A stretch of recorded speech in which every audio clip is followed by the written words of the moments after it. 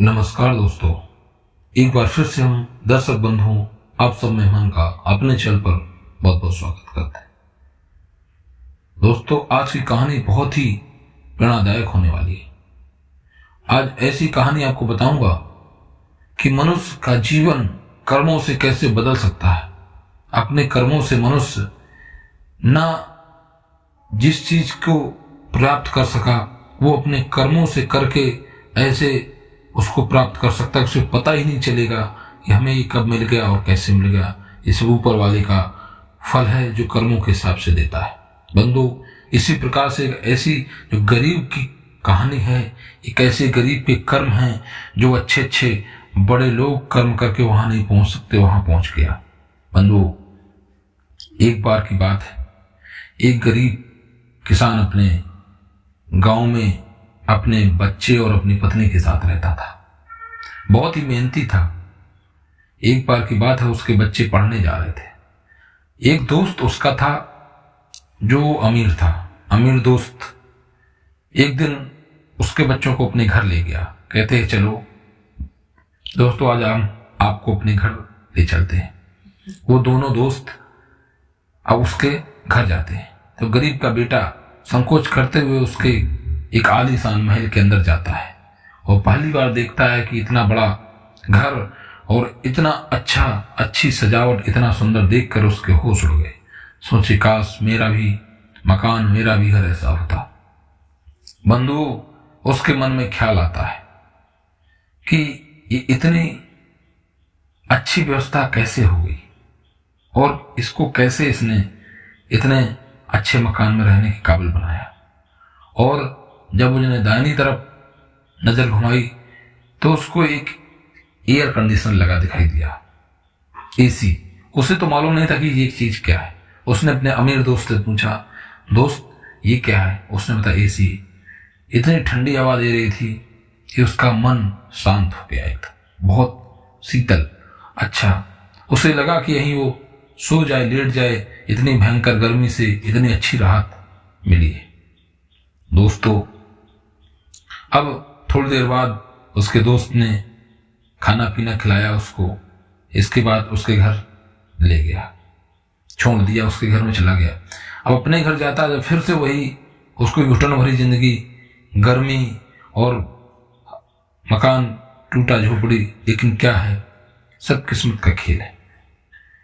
उसका पिता जो है खेत में काम करके जब वापस आया तो वह अपनी माँ और पिता से कहने लगा, मुझे भी उसी घर की तरह एसी चाहिए, ठंडी हवा देने वाली। मुझे भी एसी लगवा दो, मैं भी एसी की हवा लूंगा, अच्छा लगता है, उसी में सोऊंगा, उसी में बैठूंगा। बच्चे का मन है, बच्चे का लालच, उसे तो पता नहीं परिस्थितियों का। इसके बाद क्या होता है बंधुओं, ये मांग सुनकर उनके पिता माँ घबरा जाते हैं। कहते हैं बेटा, इतनी अच्छी हम लोग की परिस्थितियां, आर्थिक स्थिति इतनी अच्छी नहीं है कि आपकी व्यवस्था हम कर सकें, लेकिन जितना हो सकता है मेहनत करके आपको करेंगे। लेकिन वह जिद करता है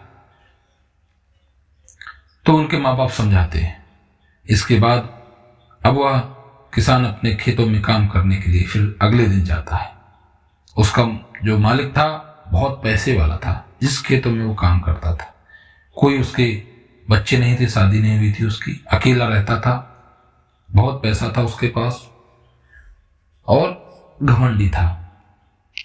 लेकिन एक दिन की बात है, किसान और उसकी पत्नी एक दिन बाजार करने जा रहे थे। उन्होंने देखा रास्ते में बहुत भीड़ लगी हुई है। भीड़ देखकर वह उसके पास गए तो उनके देखकर होश उड़ गए। जो उनका मालिक था, इसके खेत थे, उसका एक्सीडेंट हो गया था, उसके शरीर से बहुत ज्यादा खून बह रहा था। अब ये दोनों देखकर वहां घबरा जाते हैं। कहते हैं क्या किया जाए। इसी तरह से उन्होंने सोचा कि इनका कोई तो है नहीं, हम अपना ही कर्मों से परोपकार कर सकें तो जितना कर सकते हैं, क्योंकि मेरे मालिक का कोई नहीं। उसने उचित समझा कि एक रिक्शे को बुलाया, रिक्शा बुलाकर उसने लिटाकर और दोनों व्यक्ति, किसान और उसकी वाइफ, अस्पताल ले जाते हैं। वहां डॉक्टर के पास जब ले गए, डॉक्टर ने बोला इनको तो बहुत ब्लड निकल गया है, इनको खून की आवश्यकता होगी, कौन देगा? तो वह गरीब सोच रहा है इनका मालिक का तो मेरे इस समय मेरे पास है, मेरे अलावा कोई नहीं, मैं किसको बताऊं? अगर बताता भी हूं तो जो मैं जानता हूं इनके रिश्तेदार कोई, मुझे पता नहीं कौन है। किसी तरह से सोचा कि क्यों मैं ना ही अपना खून देकर इनकी जान बचा दूं। तो उस गरीब किसान ने मालिक को अपना खून दिया और उनकी जान बचाई। जब धीरे धीरे स्वास्थ्य सही हुआ मालिक का, तो उसने देखा उसके पास किसान और किसान की पत्नी खड़े, और वह धीरे धीरे स्वस्थ हुआ। जब सब डॉक्टर ने हाल बताया कि यही लोग आपको लेके आए हैं, इन्हीं ने अपना खून दिया है, वह देखकर बहुत खुश हुआ, मन उसका भाव विभोर हो गया और उसने किसान को गले से लगा लिया और उसकी पत्नी को बहुत बहुत धन्यवाद दिया। कहने लगा, आज से जो भी मेरा जीवन है आप लोगों के लिए, क्योंकि आप लोगों ने जीवन दिया है। सारी संपत्ति और सारी चीज सब आप भी उसका लाभ उठाएं। मेरे साथ साथ आप मेरे घर चलें और अपने बच्चों के लिए चलें, वहीं रहें और वहीं काम करें। मैं भी वहीं रहूंगा, आप लोगों के साथ रहूंगा। अब दोस्तों, किस्मत का खेल होता है कब बदल जाए। गरीब किसान अपनी पत्नी के साथ, अपने बच्चों के साथ इतने भारी महल में गया, उनके बच्चे देखकर खुश हो गए और वहां एसी लगी थी, ठंडी हवा थी। उसके बच्चे को मन को शांति मिल गई। उसने सोचा कि शायद मेरा घर बदल गया है, मेरे मम्मी पापा ने मुझे एसी दिला दिया है, और वही हुआ।